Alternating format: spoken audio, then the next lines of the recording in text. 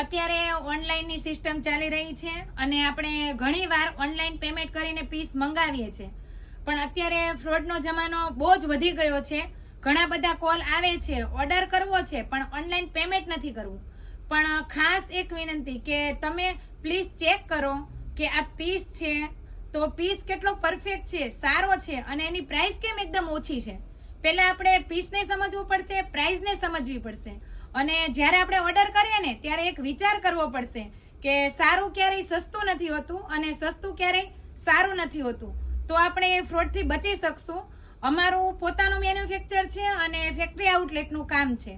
Piece એકદમ perfect આવશે, અમે ગેરંટીથી આપીએ છીએ અને અમારું ઓનલાઈન પેમેન્ટથી તમને 100% પીસ મળી જશે.